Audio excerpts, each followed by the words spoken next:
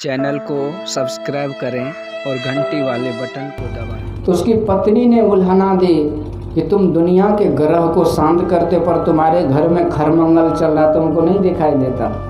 क्या हुआ? तो कोई बच्चा बुतरू नहीं, इतनी उम्र बीत गए। पत्नी रोज के रोज ताना बाना मार रही, गाँव समाज भी ताने बाने दे रहे। अब पंडित जी को लगा कि जीवन से अच्छा कि मर जाओ। इस तरह से बार बार लोगों की कटाक्ष सुन के देख के तो परेशान, आत्महत्या का विचार आया और घर छोड़कर जंगल चला गया। पत्नी भी नहीं रोकी, पतिव्रता रहे तब तो। पत्नी सोचिए, पुण्य पति वंचक नारी, कुटिल कलह प्रिय इच्छाचारी, उसको तो लड़ाई झगड़ा ही प्यारा था। हमारी बुद्धि भी वही हाल है, कभी हमको सहारा नहीं देती, क्योंकि बुद्धि तो विवेकवती है ही नहीं, कुबुद्धि है। आत्मदेव चला गया आत्महत्या करने, नदी किनारे फसरी बना के लटकने के लिए तैयार हुआ। पर जब दुनिया से मरना ही है तो अंतिम समय बड़ा कष्ट होता है, दुनिया को त्यागना तो है। क्योंकि ये पुराने ज़माने में बेटी जो विदाई होती कितनी रोती थी, क्योंकि मोबाइल फोन कुछ था नहीं, उन्हें लगता था कि अब तो दूसरी दुनिया ही जा रहे हैं। खूब विदाई का समय, अंतिम वेला बड़ा दुखद होता है। आत्मदेव फूट फूट करके रो रहा है कि मैं दुनिया छोड़ के जा रहा हूँ। उसी समय एक संत आते हैं। कथम रोदसी विप्रतम काते चिंता विलीयसे वदत्वरम सत्वरम मह्यम स्वस्य दुःखस्य कारणम। अरे ब्राह्मण, तुम क्यों रो रहे हो? तुम्हारे अंदर किस चीज़ की चिंता है? क्यों तुम मरने को तैयार हो रहे हो? अचानक आत्मदेव ने जब संत का दर्शन किया तो ज्ञानी तो थे, मोह ग्रसित था केवल। जैसे संत का दर्शन किया, आश्चर्य में पड़ गए कि संत का इन मौका पर दर्शन ये तो साधारण बात नहीं है। चरणों पर गिरा, प्रणाम किया। सरकार, हम तो फांसी लटकने वाले थे, पर अब नहीं लटकूंगा, आप आशीर्वाद दे दो। हम तो बेटा के लिए मर रहे थे, आप एक फल दे दो, फूल दे दो, आशीर्वाद दे दो। संत को आश्चर्य हुआ, खोदे पहाड़ निकले चुईया। मैं तो सोच रहा था कि प्रभु को पाने के लिए व्याकुल होकर के रो रहा है, तो बेटा लोटा के लिए परेशान। खूब समझाया, अरे पंडित सुन, बेटा बेटी सुख का कारण थोड़ी है। यदि बेटा से सुख मिलता तो धृतराष्ट्र सबसे बड़ा सुखी होता। क्या हुआ? अरे ना सुख विद्या के पढ़े, ना सुख वाद विवाद, साध सुखी सहजो कहे लगे शून्य समाद। न चेन्द्र से सुखम किंचिन न सुखिनो चक्रवर्ती, न कहीं कोई सुखी नहीं है। आत्मदेव, तो क्यों आत्महत्या कर रहे हो? जीवन बड़ा अनमोल है, बड़े भाग मानुष तन पावा, इसलिए परलोक बनाओ, मेरी मानो और भक्ति की जुक्ति बतला देता हूँ, तुम साधना कर लो। आत्मदेव कहते, सुनो महाराज, हम भी प्रवचन करना जानते हैं, कि जो मीठी मीठी बोलते हो ना, ये हम भी सीखे हैं। आपको क्या पता, हमको तो बेटा बेटी पत्नी परिवार है नहीं। आपको क्या पता, बेटा जब छोटा सा रहता है, पा पा पा पा करता है, तो कितना रसगुल्ला से लगता है कि रस टपक रहा है, कितना मीठगर लगता है। हमको तो कुछ नहीं चाहिए महाराज, हमको तो बेटा चाहिए, बस यही वरदान दो। संत कहते, जरा हाथ दिखाओ, भाग रेखा है कि नहीं। वो आत्मदेव ने दिखाया हाथ। संत ने माथे पर हाथ रखा, हे भगवान, तो बेटा लेगा? अरे ब्राह्मण, तुम्हारे 7 जन्म में एक भी संतान नहीं है, तो मैं कहाँ से दे दूं? 7 जन्मावधि चैव पुत्रम नैव च। पंडित ने कहा, महाराज आपने हमारे दुख को 7 गुना बढ़ा दिया है। पहले तो मैं 1 जन्म से दुखी था, अब मुझे विश्वास हो गया कि 7 जन्म तक हम नहीं पुत्र हैं।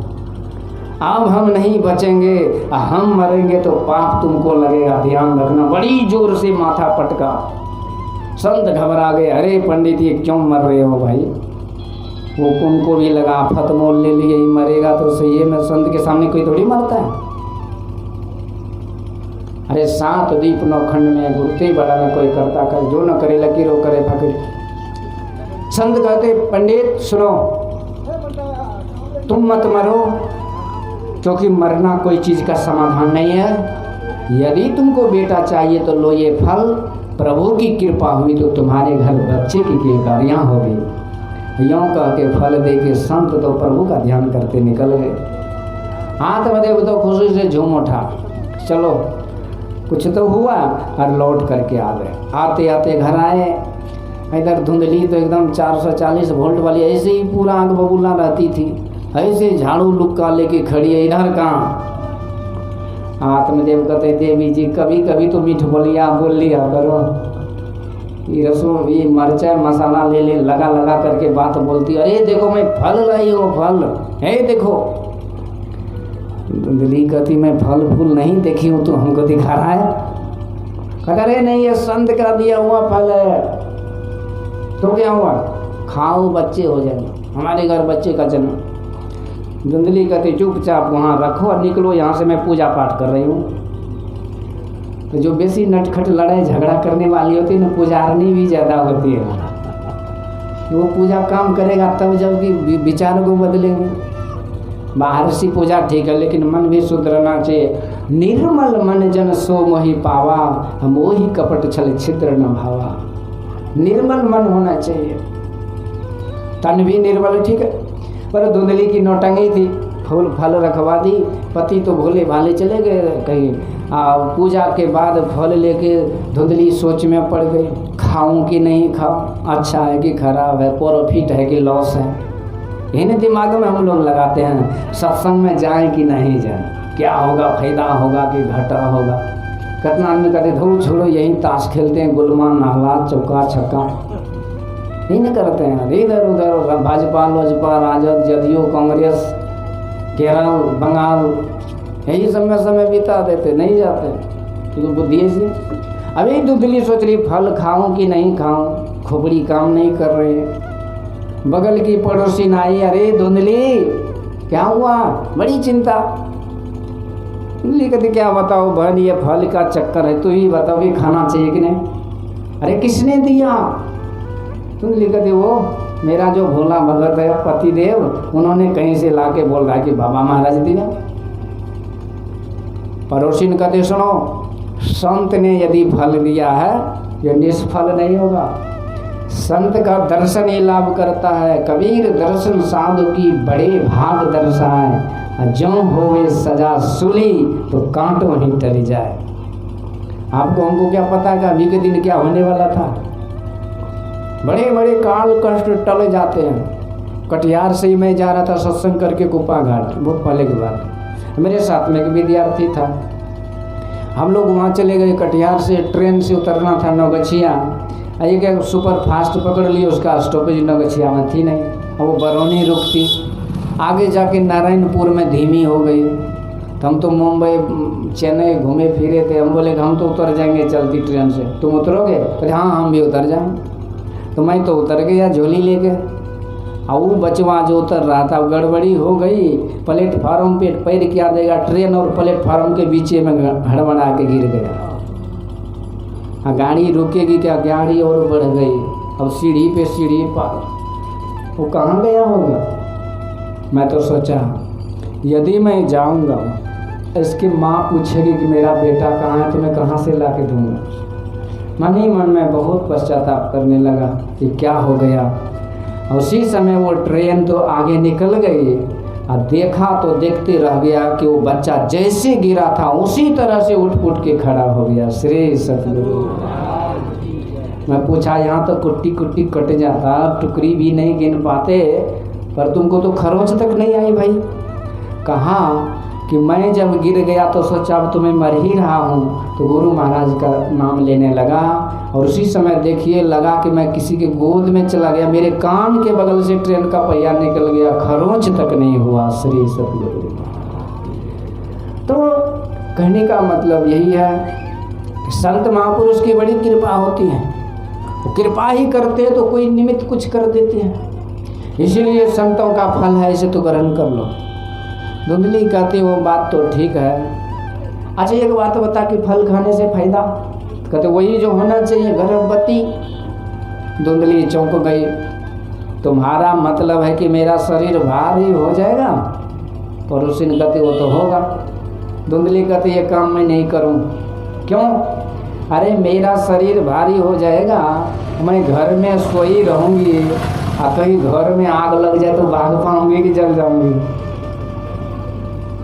अच्छा एक बात बता, मेरा शरीर भारी हो जाएगा, मैं घर में सोई रहूँगा, कहीं भूकंप हो जाता, यही उठ पटांग बात सोच रही है। पड़ोसी ने भी परेशान, कहते जल्दी, अरे इतना अशुभ बात क्यों सोचती, खा ले फल। धुंधली कहते अच्छा एक बात बता कि हमने सुना है कि सुखदेव भगवान माँ के पेट में 12 साल तक टिक गया था, बात सही है? पड़ोसी ने कहते बिल्कुल सही बात है। सुखदेव आचार्य दुख के डर से गर्भ से माया त्यागी हो, 12 साल तक गर्भ में, बिल्कुल सही बात है। धुंधली कहती तब तो हो गया कल्याण, मेरा बच्चा मेरे पेट में 5 साल भी अटक गया तो मैं जीते जी मर जाऊंगी, मैं फल नहीं खाती। एवं कुतर्क योगेन तत्फलम नैव भक्षितम, ऐसे तर्क वितर्क की कैंची पर बात को काटती काटती धुंधली फल नहीं की नहीं खाए। पड़ोसी ने बेचारी तंग होकर चले गए, कौन समझाए मगजमारी को। अभी कुछ दिन बीता, धुंधली की बहन आ गई, तो खानदान में सब एक से एक होता है, तो धुंधली से भी एक स्टेप आगे थी वो। कहती बहन धुंधली बोल, तुम्हारे लिए क्या करूं, क्या परेशान, सारी राम कहानी सुना। धुंधली की बहन कहते सुन, ये बाबा ताबा के बात पर मत आना, इसके झाड़ फूक जादू मंत्र टोना होगा इस फल में, इसको मत खाना। शंका हो, शक हो, कोई प्रॉब्लम हो, कोई कन्फ्यूजन हो, ये फल को तुम गौ को खिला दे, क्योंकि उसको भी बछड़ा नहीं है, जो होगा वहाँ होगा। तुम्हें चिंता नहीं करना, मेरे पास बच्चे हैं, जो बेटा होगा तुम्हें दे दूंगी। बात समझौता हो गई, समय बीतता गया। आत्मदेव को धुंधली ने समझाती रही कि हमको फायदा हो रहा है फल से। अब कुछ समय के बाद एक दिन धुंधली की बहन अपना बेटा को ला करके चुपके से धुंधली के गोद में दे दी।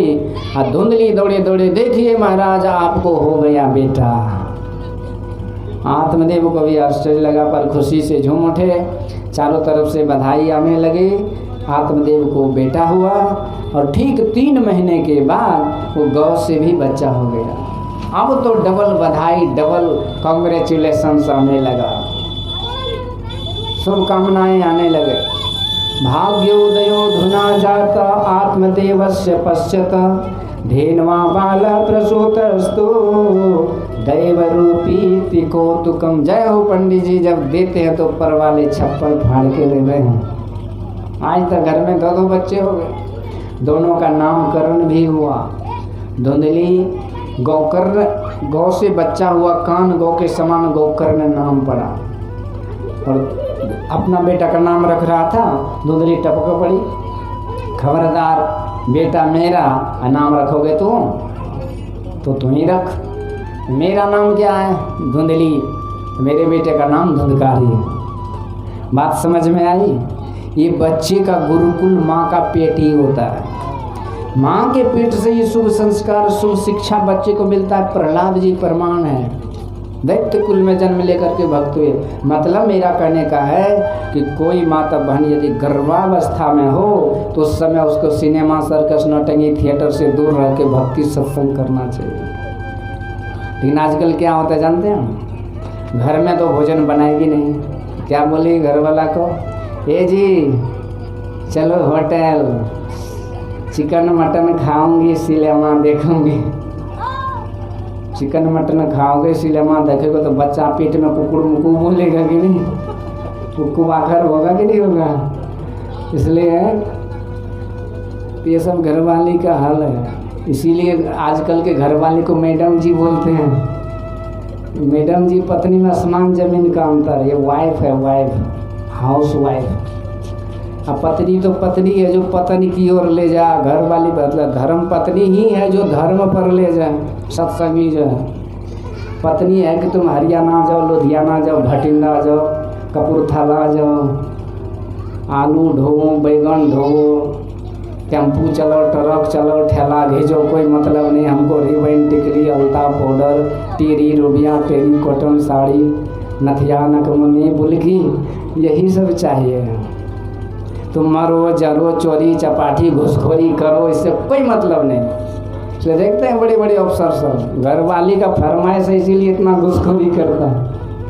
यही पत्नी है वाइफ, मतलब धर्म पत्नी।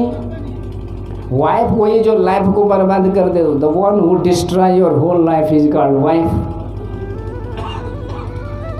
तो एक धर्म पत्नी होती है, उसका क्या फरमाइश है कि चाहे भूखे रहना पड़े, धरती पे सोना पड़े, फटे वस्त्र पहनना पड़े, परंतु धर्म से न डिगना है न हिलना है, धर्म पे रहना है और कभी भी कोई गलत काम नहीं करना है।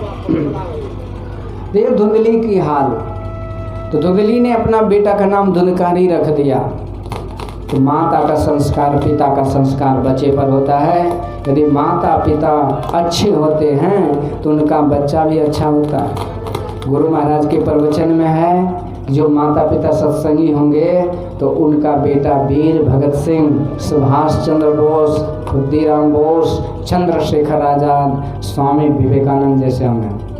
और जिसके माता कुबाखर छुछुंदर होंगे उसका बेटा आतंकवादी, मोवाबादी, टेररिस्ट, उग्रवादी, देशद्रोही होगा। ये तो आप पर निर्भर है कि बच्चा के जीवन को कैसे करते हैं, क्योंकि वही संस्कार लेके वो आगे बढ़ता है। पहला गुरुकुल माता पिता का है। आज यदि बच्चा बिगड़ा है तो किसके कारण बिगड़ा है? सोसाइटी के कारण तो बाद में बिगड़ा, माता पिता के कारण पहले बिगड़ा है। क्योंकि पहला गुरु माता पिता, तुमने तो ज्ञान दिया ही नहीं उसको। उस समय बच्चे का सहारा तो माता पिता का ज्ञान ही है, तो हमने ज्ञान दे करके नहीं दे करके उसको बेसहारा कर दिया। और वही बच्चा जब बड़ा होता है तो कहता तुमने मुझे बेसहारा किया, अब मैं तुम्हारा भी सहारा छीन लूँगा। इसलिए चौथेपन में कोई श्रवण कुमार दिखाई नहीं देता है। तो बातें बहुत हैं। आज धुंधकारी बिगड़ा तो धुंधली के कारण बच्चा जब जन्म लेता है ना तो बूढ़ी माता सबको देखिए दे हाथ में ससार पिछाड़ खूब करेगी। ऐसे लोकते हुए क्या बोलेगी? एलसान बेलसान धोबी के पाठसान केला के थमसान। अल्लाह ऐसा पाठ बना देता, ऐसा निष्ठ हो जाता है वो। कितना सत्संग करके बकते बकते बकबकी छोड़ बकते बकते 2020 पार कर जाएगा, उसको समझ में नहीं आते। ना समझी उम्र गुजरी उस बीते वक्त को समझाते, गलकर मोम बन जाता अगर पत्थर को समझाते। तो ये गलती हम लोग ना करें, बच्चे को बचपन से सुधारने का प्रयास करें, क्योंकि बच्चा जब चच्चा हो जाएगा तो किसी की नहीं सुनेगी। तो धुंधकारी बिगड़ा और गोकर्ण सुधरा। एक विख्यात हुआ, दूसरा कुख्यात हुआ। कियत कालीन तो जातो तनया तनयो भुभो, गोकर्ण पंडितो ज्ञानी, धुंधकारी महाखल। धुंधकारी महाखल हो गया। नाम होना बड़ी बात नहीं है। अरे नाम तो हम रावण की भी जानते हैं, पर रावण की पुतला जलती है। करोड़ों साल पहले रावण मरा, पर आज भी हम मार रहे हैं। पर भगवान का विजय उत्सव आज भी मनाते हैं, जबकि विजय उत्सव कब के मन चुके थे। तो यही है, कोई विख्यात कोई कुख्यात हो जाते हैं। गोकर्ण जी महाराज विख्यात और दूसरा धुंधकारी कुख्यात हुआ। आगे धुंधकारी के पाप के कारण धुंधकारी ने बहुत पाप कर्म करना शुरू किया और उसके पिता दुखी होकर के जंगल को चले गए। माँ दुख के कारण अंधी हो गई। एक दिन रात में घर छोड़ करके कुआं में गिर के मर गई। माँ बाप खत्म। अब एक भाई गोकर्ण था, वो भी बड़े दुखी रहने लगे कि इस दुष्ट के साथ कैसे रहूं। कहते भैया धुंधकारी हम घूमने निकले हैं, निकलने की इच्छा है, तीर्थ यात्रा। कहते जल्दी भागो, यहाँ तुम्हारा कोई काम नहीं है, क्योंकि भगत जगत में बैर है चारों जुग परमाण। देखिए एक शिक्षा, कभी भी कितनों व्यवस्था हो गलत लोगों का संग नहीं करना चाहिए। बरु भल बास नरक कर त्राता, दुष्ट संग जने दे विधाता। कहते हे विधाता हमको नरक में दे देना जहाँ कोई व्यवस्था नहीं है, पर अच्छे लोगों का संग देना। ऐसे स्वर्ग पे मैं तिलांजलि दे दूं जो स्वर्ग में भी दुर्जन और दुष्ट लोगों का संग हो। यानी संग का सीधा प्रभाव मन पे पड़ता है, जैसा संग वैसा रंग लगता है। इसलिए कभी भी गलत लोगों का संग, क्योंकि गलत लोगों का संग ये सीधे नरक में ले जाने वाला सुपर फास्ट ट्रेन है। जो कहीं नहीं रुकेगा, जिस पर बैठ गए तो सीधे ले जाके नरक में पटक देगा। अच्छे लोगों का संग संत पंथ अपवर्ग कर मोक्ष में मुक्ति में जाने का। इसलिए गोकर्ण जी महाराज ने घर छोड़ दिया, त्याग दिए, चल पड़े तीर्थों में संतों के संग, भ्रमण करते रहे, भक्ति भजन में लीन रहने लगे। समय बीतते देर तो लगती नहीं है। कालांतर में उसे पता चला, इधर गोकर्ण धुंधकारी का पाप इतना बढ़ा कि 5-5 वैश्याओं के साथ शराब पार्टी चलने लगा। नया साल में एक बाबा बोल रहे थे कि अब खूब दारू शराब बकरी मुर्गा सब चलेगा। ये मानव का खाना नहीं है, दानव का है। तो ऐसा धुंधकारी करते करते पाप कर्म किया। एक दिन वैश्या ने ही उसको टांग हाथ बांध करके खरना मुंह में आग जलती हुई लकड़ी का आग दे करके उसको गोविंदाय नमो नमः कर दिया। धुंधकारी तड़प तड़प के मरा और मर करके प्रेत बन गया। उधर तीर्थ में भ्रमण करते गोकर्ण महाराज को पता चला तो गया में जाके पिंडदान दे दिए। गया की बड़ी महिमा, बहुत बड़ा प्रसन्न है। एक दिन याद आई तो घर आ गए, देखे घर का क्या हाल है। घर की जगह पे खंडर था, एक जगह साफ करके बेचारा रात में सो गए। रात में रोने की चीखने की बड़ी विचित्र आवाज सुनाई दिया। तो मंत्र हाथ में जल लेके मंत्र पढ़ के जैसे छिड़क दिया तो मनुष्य भाषा में अहम भ्राता तदीयोस्मि धुंधकारी इति नामतः। भैया मैं तुम्हारा भाई हूँ, मेरा नाम धुंधकारी और मैं दुख से तड़प रहा हूँ। भैया कोई उपाय करो, मुझे दुख से छुड़ा लो। गोकर्ण कहते रे धुंधकारी, मैं तुम्हारे लिए तो गया में पिंड दान दिया, मुक्ति नहीं हुई। कहते गया श्राद्ध सते मनापे मुक्तिर न में भविष्यति। 100 बार पिंड दान करो, क्या फर्क पड़ता है। अब गोकर्ण कहते तुम मेरी नजरों से दूर हो जा, मैं तुम्हारे कल्याण का उपाय जरूर सोचूंगा। अब संत थे, रात भर सोचते रह गए, क्या करें, कैसे करें। बड़ी गंभीर समस्या।